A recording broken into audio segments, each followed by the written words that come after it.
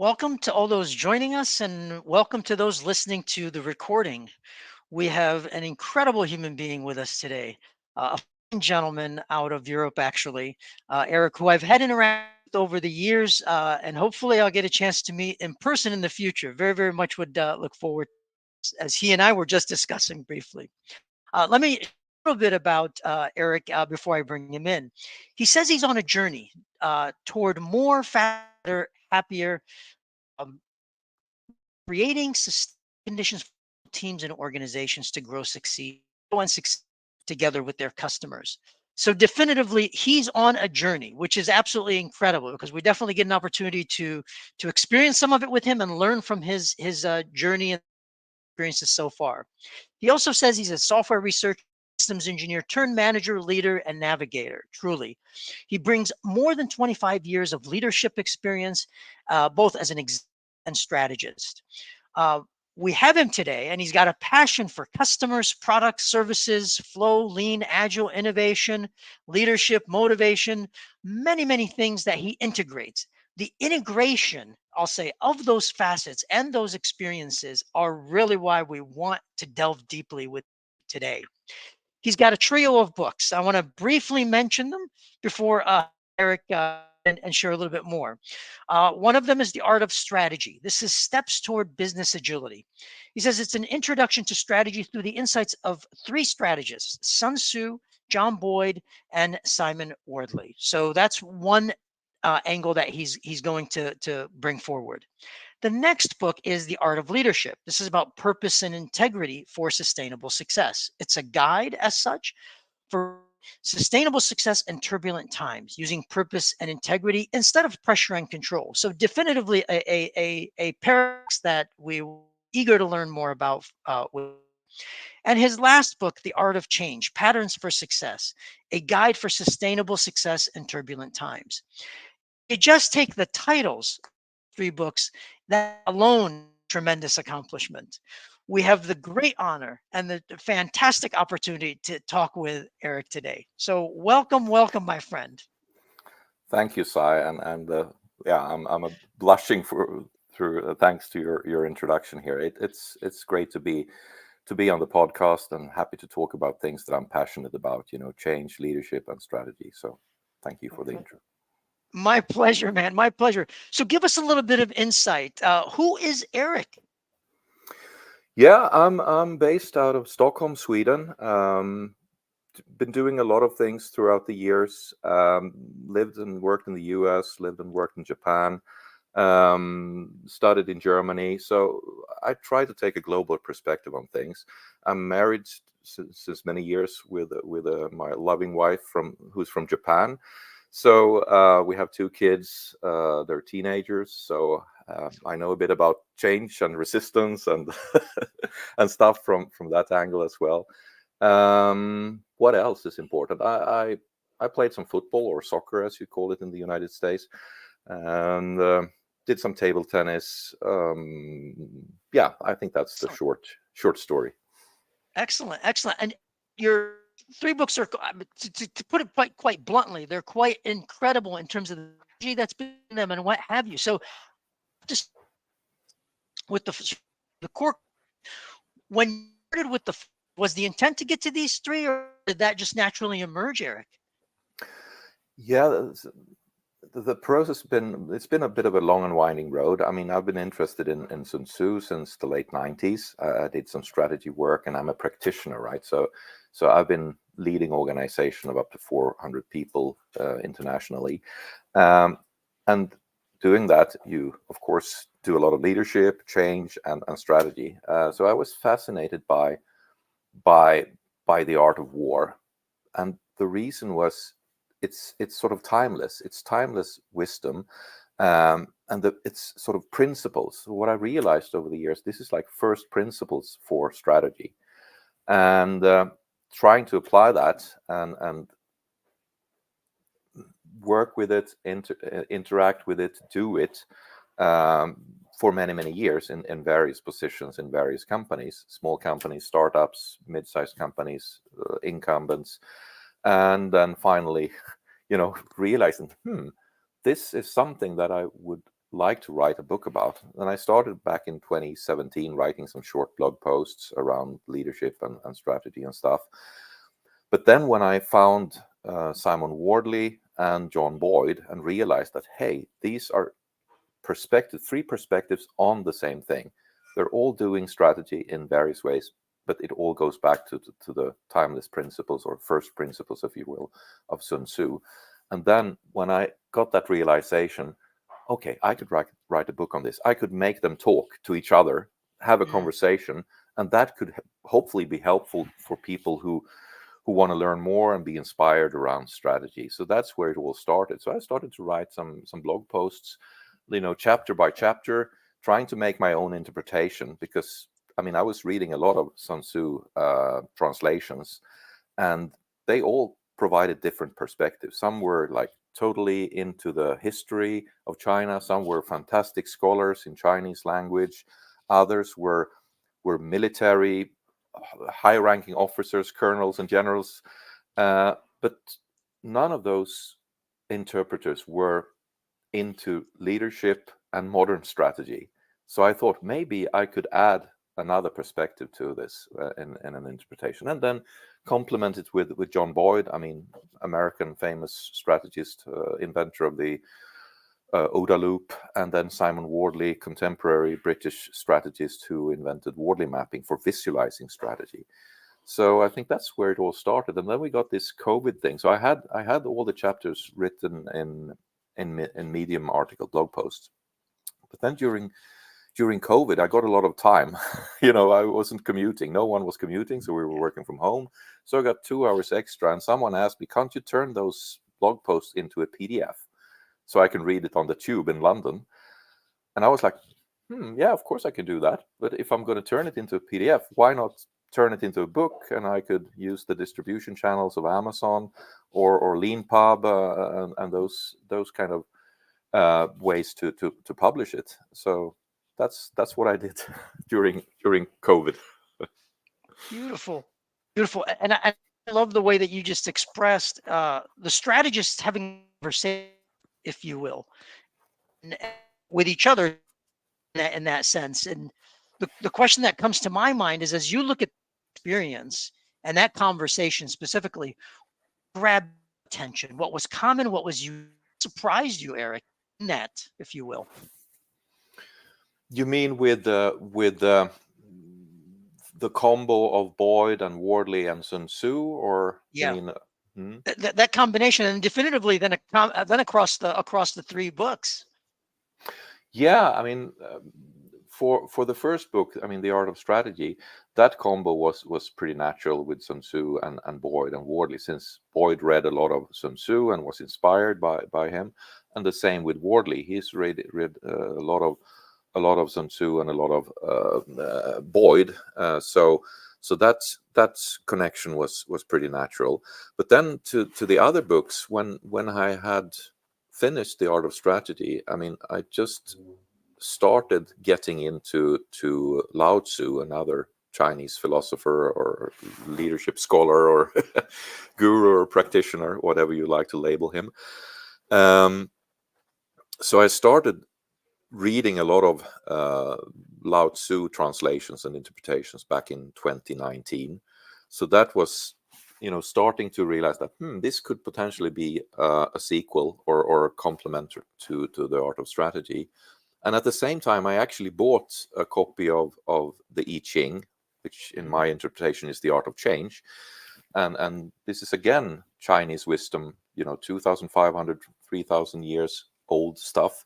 But it's still relevant because we're still human beings, right? And I think this is something like first principles for change, leadership, and strategy. So I think back in 2019, I got a little bit of an insight that this could potentially be a trilogy over time. But then, life happens and it takes a bit of time and stuff. So I don't speak Chinese. I want to be totally open with that. But I've read a lot of interpretations. I studied Japanese, so I can read some of the characters. I can understand them and I can interpret them. But I'm not, a Chinese scholar. But I try to give my unique modern leadership perspective on things. Most definitely, and I truly respect the whole notion. We're human beings at the end. This is about human nature, first principle, and I honor, quite honestly, the way that you express it. And I too am very fond of a particular way of expressing it is multiple translations. So you are not doing the translation, I'm not doing the translation, but we are working with other translations and interpretations. But we have a vernacular, which is powerful. Totally. So would you say, is there anything, Eric, that as you kind of look back on your journey across these three legs of the trip, I'll say at this point, is there anything that really surprised you or caught your wait a minute, I did not anticipate to find this, and you discovered it? Well, one thing is that you may think that this is very mysterious. This is, very abstract. Strategy can be a big word, very abstract word. Leadership is a big word. Change is a big thing. But when you take it back to first principles, it's very, very concrete. It's natural metaphors. It's like, be like water, this classic statement from Bruce Lee. That goes back 3,000 years to the I Ching and to the art of strategy, the art of leadership, the art of change. It's all about, natural metaphor, trying to be more in line with nature. And that initially surprised me because I had this preconception that it was very abstract and very, mystic. And some of the translations are very mystic and very, let's call them mystical. But if you try to read it with modern lenses, you see that, well, under these mysterious things, it's very, very concrete. So I think that's probably what surprised me the most, digging into this over 20 years. Very well said. And I think especially nowadays, we inject complexity, perhaps to even sound sophisticated at times, or to sound like we are adding value. And the reality is, if we go back to those first principles, they're not easy necessarily, but they truly are simple because they're embedded within us in nature in so many ways. Yeah, let me take a few examples. I think the most obvious one is yin and yang. I mean, we heard about it, yin and yang, they're complementary, correlative pairs. But if you go back and look at the Chinese characters, they mean the sunny side of the mountain and the shady side of the mountain. And, when the sun goes around, daytime, nighttime, sunny side, shady side, it's very, very concrete. Yeah. Yeah. And then what other examples can we think of? I mean, another big word, Tao, the way, that I choose to call purpose. That is, originally it's like a water flowing, and you have some embankments to guide the water to flow in a certain direction. And then you can call that, turning it a little bit more abstract into purpose or the way or, principles. So a couple of examples just to show how concrete things started out back 2,000-3,000 years ago. Very well said. So, man, I have to ask the question: where did we lose our way? I'm eager for your insights. Because exactly, it's very concrete. Yeah, and yeah, a thing or two happened in China and in the rest of the world. And when those things were written down, it wasn't even China. They hadn't formed the empire yet. They were warring states. There were wars, there were pandemics, there were revolutions for several hundred years. So they had their fair share of change over time. So they really wanted to survive and ultimately thrive. And that's why they started to think and ponder around these things. Yeah. Yeah. So I want to switch a little bit to the art of leadership. And I truly love the way that you describe this: a guide for sustainable success in turbulent, using purpose, integrity instead of pressure and control. Help us wrap our heads around sort of purpose and integrity instead of pressure and control, my good friend. Yeah, I think this goes back again to this period of pandemics, wars, social upheavals, economic crisis. There were, I mean, 10x or 100x what we think is terrible. I mean, we live in turbulent times, right? But it was even worse. So people were thinking, is there a better way than pressure and control? Because there were various forces at the time, as now, that think you can get better results by, if you just put more pressure, if you just try to micromanage and control things more or better, then you'll get better results. And this is sort of the counter movement to that, where you what we today would call self-organization, working towards a purpose, a common purpose, or a coherent purpose that you form together, and then starting from integrity. I mean, again, those Chinese characters are very, very concrete. I mean, walking straight, following your heart and mind. That's the character for integrity, and that's, you need to have that, right? And you need to have something common, and that's the purpose that you form together with some kind of community, or the people that you collaborate with, in order to do something awesome and succeed together. So it's that counterpoint, that there is another way. Use purpose and integrity to succeed together, rather than put more pressure on people. Very well said. Very well said. And you know, the question that especially, I'll say, in a lot of conversation in one form or another is, you know, how can purpose and integrity provide a competitive advantage, especially when we're faced with short-term pressure, right? Demonstrating results, if you will, and the market volatility. The question always manifests. Any thoughts, my good friend?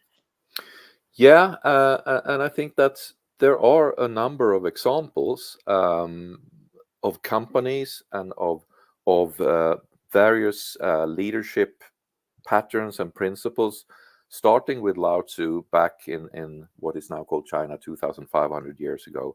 So it's not something new, and even in high pressure environments like the military and wars from the 19th century onwards, you know, the Prussian people think they were all command and control and pressure. They were not. They used purpose, they had integrity, and they were flexible. So I mean, I think that's one example. You can think of the Royal Marines or the US Marines. They work with purpose and they work with integrity to succeed in their missions, and that's not wishy-washy stuff. I mean, they need to survive, and they have a mission to fulfill, and we trust them to do a fantastic job, and they do that, not with pressure and control, but purpose and integrity. Yeah. Yeah. Very, very well said. I often use when it comes up, and a lot of times I often use the question, and it can be quite pointed at times, just depending on the delivery and the circumstances. But there's a question of integrity. And when we think about integrity, I always pose, well, you know, how much of your soul are you truly willing to sell in Hmm. order to advance? And that is pretty pointed, to say the least. Hmm. Yeah, and I love this quote from John Boyd. He was a bit of a maverick. I mean, he could have been a general in the U.S. Air Force if he wanted to, but he had a lot of integrity, so he only became a colonel because he spoke his mind when things were not going the way he thought they would be going. And what was the saying? He said something like, "If you ask for my honesty, I will give you my integrity, or if you ask for my integrity, I'll give you my honesty." It's something along those lines. I mean, it's about trust, right? Yeah. Yeah. So as you kind of reflect on you know, the things that you have, and kind of sort of pulling in the art of change and patterns and what have you, you know, what are some of the most successful patterns, you know, that come to your mind that we really should keep, if you will, top of mind for us as leaders in practical situations? No, as I started saying here, I mean, this thing about trust is important. I mean, start trusting, and people will realize that you trust them, and then you get trust in return. And if you can create such an environment, it will be much easier to collaborate and work together and succeed together. So that's one key point that we haven't talked so much about. So I want to bring that to the table. other patterns that you try to create the conditions for success for a team or for an organization. That you try to build capabilities together, starting from what you need in order to fulfill your mission, and think about doing things upstream, if you will. I mean, not only here where you are, but upstream. I mean, earlier in time, earlier in the chain of deliveries, because we're all connected, we're all interconnected, right? So you need to find those links in the chain and see what you can do here and now, of course, but also look upstream and downstream and see how your things are impacting people downstream that you collaborate with, but also look upstream, because maybe it's much easier to find solutions to whatever challenges you face in your context if you look upstream. So a few patterns that we can pick up from the books. Most definitely. And especially when, as you mentioned, trust, it's trusting in others, but also being trustworthy. It's a two-way street. It's never a one-way street, if you will, in that. True, very And as you true. mentioned, And this could be somewhat cultural, right? And different countries, different people, because of personal experience. So it's easy to say it's hard to do. And some people that I love and respect, they have the position that, okay, you need to earn my trust. hmm And that's fine. But then how do you as a leader create an environment where people earn each other's trust, if that's yeah, the situation you're in? Because you can do that. I mean, and sometimes it's as simple as doing things together, eating together, have a coffee together, go out for a beer together, or whatever fits the bill, or you learn together. Just doing things together, then you start to, well, understand people, and that leads to trust. yeah, yeah. And truly, it's as you said. I mean, it's the conditions, especially as you look at scale, that enters the picture beyond just a one-on-one relationship. The conditions that have to be cultivated, where it becomes a perpetual manifestation versus you having to apply to energy, not taking flight in a sense. If you, Hmm. That's very true, and that's why it's so important with these conditions. And they should be lightweight. You don't want to end up in a straitjacket. You don't want to have a manual or a guidebook that is, 100 pages or 1,000 pages. That's not where you want to go. You want to. What kind of examples can you think of? I mean, there's this story about Nordstrom, the clothes retailer in the U.S., that on all the business cards with the name title on one side, on the other side it was their, you know do what it takes, or use common sense, or something like that. yeah, That's trust in my book. yeah, then, yeah. then you trust your colleagues, trust your yeah, that's a pretty cool thing. Very much so. I mean, from everything that I've read around Zappos in particular, common sense is a big factor that, quite Mm, respectfully, to a lot of organizations, we don't leverage enough of, and we don't find perhaps the people that have a congruent sense of common sense that mm, brings in and fosters that environment. So there's a multitude of facets, exactly like you're calling out. mm. No, and another example is this stuff, and because some people could potentially misuse that, right? But those are the rare exceptions. 99% would do the right thing if you just trust them. But then you need to handle the people who don't do the right thing in an Yeah. appropriate way. So that's the tricky part. And one example from, I think it was a Norwegian company, they made all their expense claims public. hmm I mean, the CEO's expense claim was public. So Yeah. that then they created a sort of a very simple control mechanism, if you will. That wasn't a control mechanism. Everyone just know that my expense claim will be potentially seen by everyone else. Yeah. And guess what? You know, they could remove all the control of the expense claims because Yeah. the control was built into the simple system. So that's Exactly. that's that's one example of a condition that you put onto the system. Very, very well expressed. So and we see and we see this almost glaring, but we don't acknowledge it and we don't do it sometimes. But it's very simple to express, but it takes courage to do. And of course, the confidence to express that courage becomes crucial. So Eric, how about other stories, other things that perhaps you've come across, friend? Yeah, there's a few things that comes to mind from the art of strategy. There's this concept of Cheng and Chi, the expected and the surprise. So that's something that you can use um, in war and conflicts, of course, but also in business. And there, it's not about winning necessarily over your competitors. It's winning the hearts and minds of your customers, right? And and in that sense, my favorite example would be Apple. You know, take the first iPhone. It had the expected stuff. You could make phone calls, right? You could send text messages. You could browse the internet, but it was all in one phone. Yeah, yeah, And then later on, you had the App Store with all the apps, and it was the surprising thing. You had it in one small, nicely designed package, and that was the wow. That was the desire to use. That was the surprise, the positive surprise. So, so we used. We're not Apple, but I worked in Ericsson, the big telco vendor, for many years, and we tried to use something similar. So we had two releases per year of our software for radio base stations and mobile telecom networks. And then we wanted to have the expected stuff. Our customers, the operators, the AT&Ts of this world, they were expecting certain things. But we also tried to add one wow thing that would like be, oh, I really got to have this release.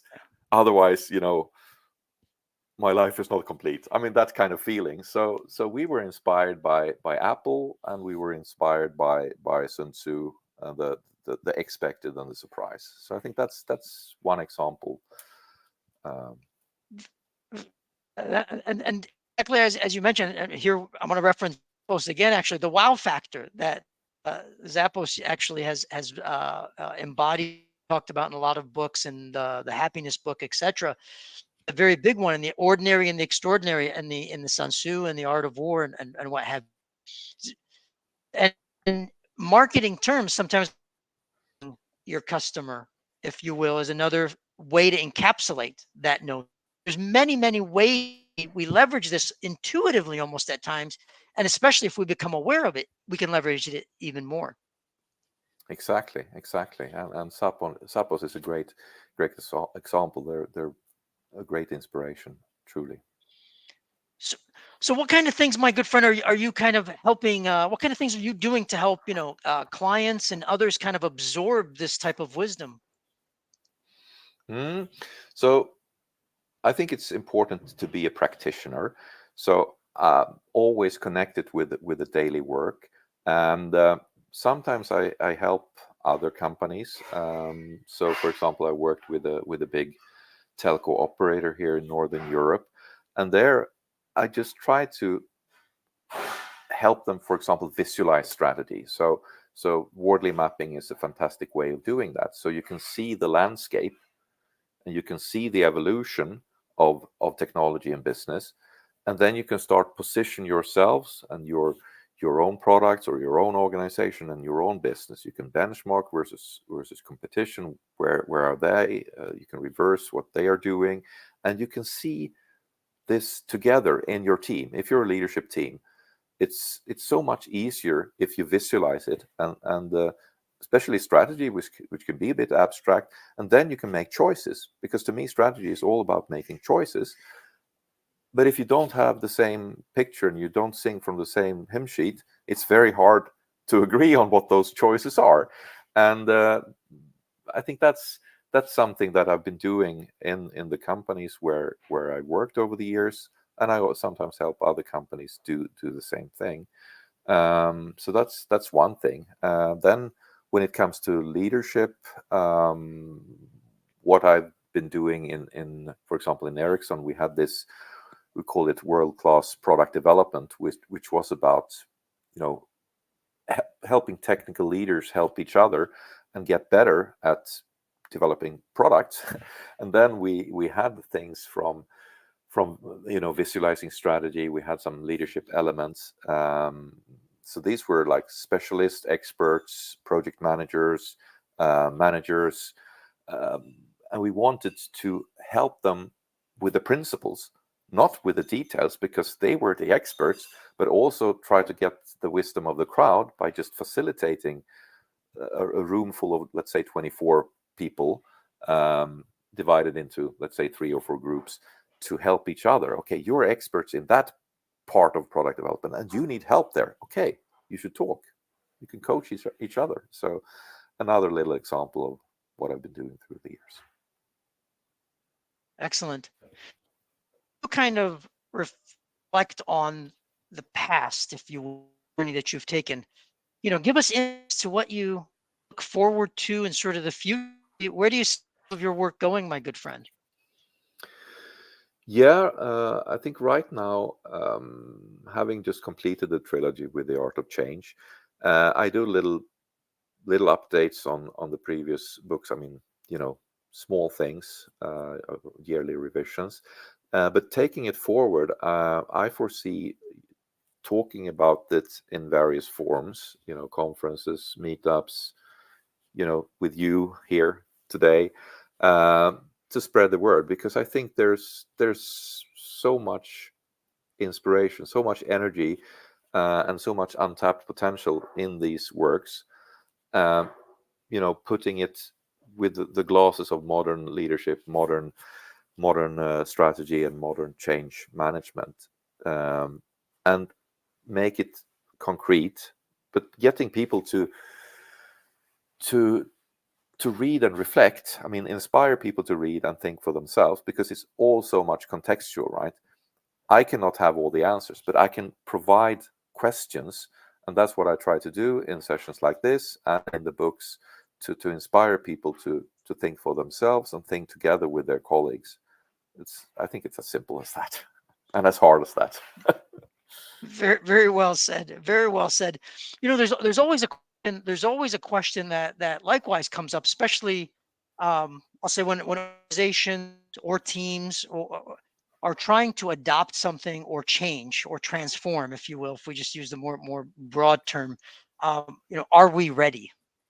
And as you look at the trilogy, as you look at the work, a lot, someone approaching it says, "Am I ready for this?" What are your thoughts, response to that?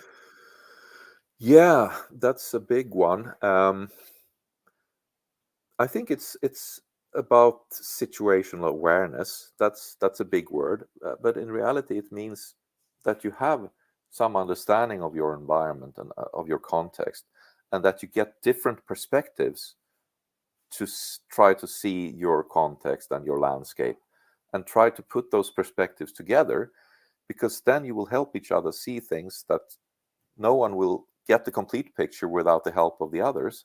So I think that is the starting point. I mean, having your observations, of course, but everyone sees different things because of your background and whatnot. But bringing those perspectives, those observations to the table, and form a common orientation, or situational awareness, if you will, that's where it all starts. Then you can start draw maps. You can draw Wardley maps, or you can draw other maps. Then you can start to see that, here we have something, here we have a little gap, or here we have a big gap, or here we have a huge challenge, or here we have a small challenge. And then you start prioritizing, then you start to think about what to do, what choices to make, what do we do, what do we prioritize. So I think that's a crucial starting point for any change. I mean, this awareness, and that's not always easy to do, but if you don't do it, you will jump into the wrong rabbit hole for sure. Definitely, definitely. Eric, are there any situations that you've encountered that really sort of I'm gonna use the word extreme, if you will. Are there any situations where that you've encountered where you have found the work to be sort of more valuable than other situations, or just the demands of the extremity, if you will? Hmm, that's a good one. So I need to ponder that a bit. Yeah, I mean, these days, what is extreme?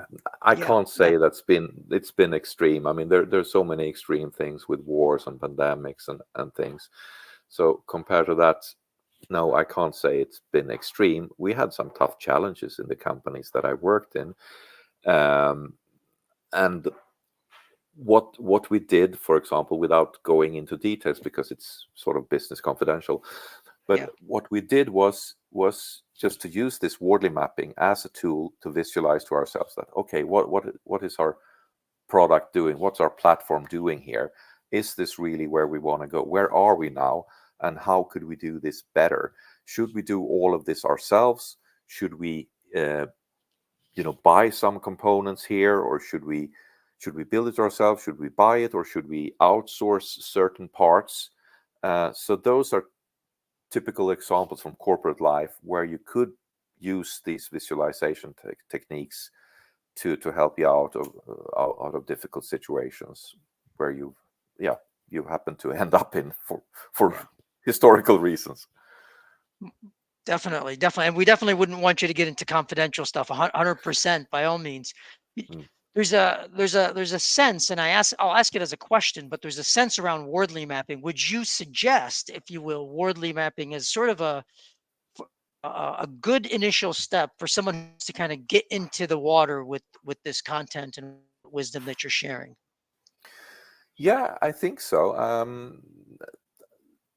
Visualizing is always a good thing. If it's doing your Kanban board in software development or elsewhere, or in strategy and organizational development, Wordly mapping is a simple way of just showing how is technology progressing over time, from novelty to product to custom built to commodity, and that will help you make choices. And what I love about it is just that it's visual. And that's where it complements the work of John Boyd and Sun Tzu. They're very verbal, not so much visuals, well, with the exception of Chinese language being pictures and pictograms. But I think that sort of completes the picture with strategy for me, at least. Excellent, excellent. My good friend, as people are listening to us, kind of I've listened to this conversation. I've got the three books that I can choose from. Do you recommend the or approaching the book in they were published? Do you suggest sort of approaching them slightly differently or in different ways? No, I think it's start with the one that you feel is most relevant for you right now. If you're in a change, transformation, modernization thing, go with the art of change. If you're more into leadership, challenges or new roles in management, go with the art of leadership. If you're doing strategy as a practitioner, go with the art of strategy. So it's really up to you, I would say, on your or current needs. And ultimately, all this will intersect in one form or another. Exactly to that point. Yeah, I mean, they build upon each other in one sense, but they're also self-contained. I mean, if you go back to China, the I Ching, the art of change, was the first one 3,000 years ago, and then the art of strategy or Yeah. the art of war, and the Tao Te Ching, the art of leadership. Those were developed roughly in parallel, so they sort of influenced each other. So there's definitely a connection between the three books, and that's is reflected in my interpretations as well, of course. Beautiful, beautiful. Eric, as you reflect on the books and as we've talked about coming, did you find any sort of elements or aspects that caught your attention where the works were in conflict potentially with one another? Hmm. Hmm. I wouldn't say in conflict. I mean, they're different emphasis. Um, Obviously, the art of war has the objective of succeeding in a conflict, right? Uh, Whereas Tao Te Ching or the art of leadership is more about, you could call it politics. I mean, Hmm. how to succeed in politics, and then on the other hand, the art of strategy or the art of war is about succeeding without using force, and that's not in conflict with with politics in the sense of Lao Tzu or the art of leadership, because there it's about succeeding with minimum force, maximum uh, impact, minimum force. That's what it's all about. So I can't really say that they're in conflict with each other, because it's sort of the same flow, the same tradition, various different emphasis. So no, I can't say there is a conflict. I mean, there are common themes like flexibility, balance, the importance of purpose. Then you have unique emphasis, like in the art of strategy, this Cheng and Shi, which is very much in focus there, the expected and the surprise. Um, you have the art of leadership, or Tao Te Ching, with integrity, very much focus on integrity there. And in the I Ching, the art of change, then it's this timely balance, which is very much in focus there. So the different emphasis in the three works, but they're definitely compatible, and not in conflict. No. Excellent. So nothing really caught your excellent. So, my good friend, I want to ask a few more questions of just kind of getting your worldly view on things. Actually, I love the way that you've integrated and looked historically to the context and what have you. As you look at history, and I love history, I'll quite openly. Those that know me know how much I love history, and characters of. I'll say it that way. But as you look at the historical context, all any name I can throw out, Napoleon, for example, or Genghis Khan, or what have you, or others definitely that come to mind. Is there any historical figure or a number of historical that catch your attention as really embodying some of the wisdom that we're talking about? That Yeah, I think that you'd like to mention. no, you mentioned two of them already. Not all of what's in the art of strategy or in the art of war were applied by Genghis Khan or by Napoleon, but I think there are certain elements that they directly, through reading, or indirectly through other means, were or intuitively grasped when it comes to surprises and confusion and the shaping of your opponent in those cases. But I think also people in the 20th century, like Mary Parker Follett, one of the most underrated scholars of modern times. She's almost totally forgotten, and I can't understand why. She's brilliant. So go read Mary Parker Follett. You can sense a number of things.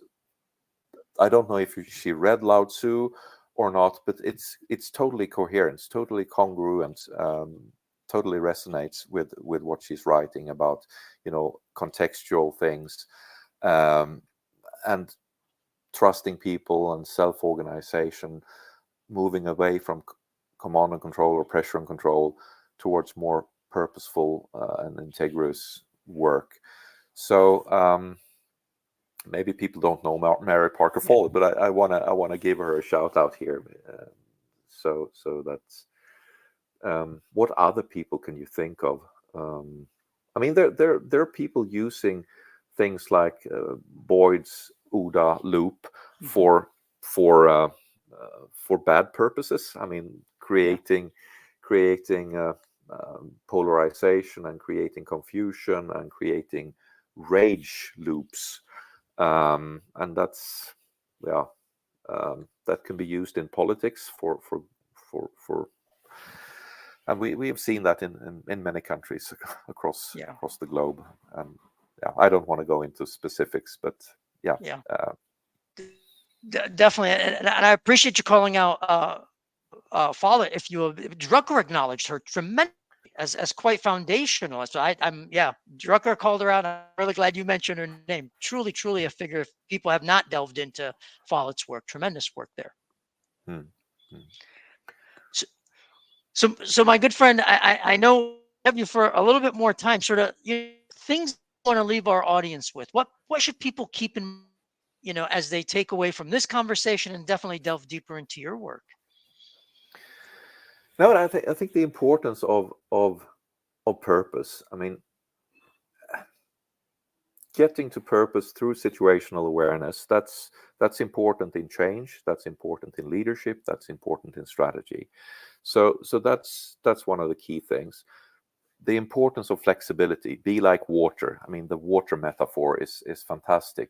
Try to be like water. Water can change shape. It can be, it can be ice. It can be fluid. It can be like vapor.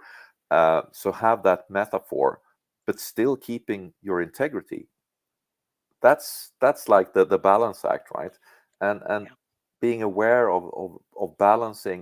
It's not only about balancing in general, but balancing here and now in the context. It's this timely balance. And in Swedish, we have a word called lagom, which means timely balance. So Mm, it's it means that it's not only China 3,000 years ago. This were the Vikings. They were talking about lagom.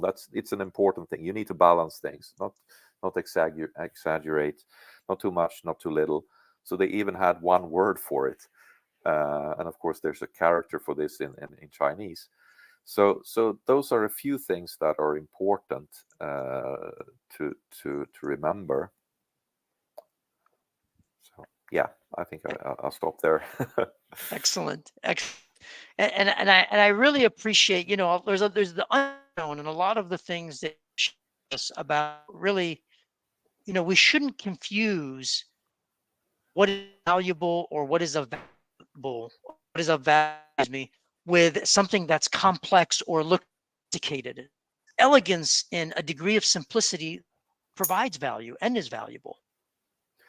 Most definitely, that's very very true. And yeah, we should be aware of the complexity, the turbulence, but also strive for finding the natural, uh, simple, not simplistic.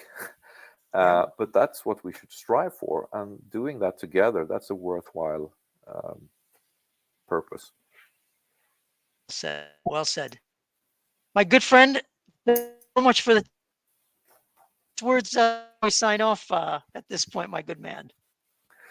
Thank you so much for having me, Sai. It's always a pleasure talking to you. So thank you very much.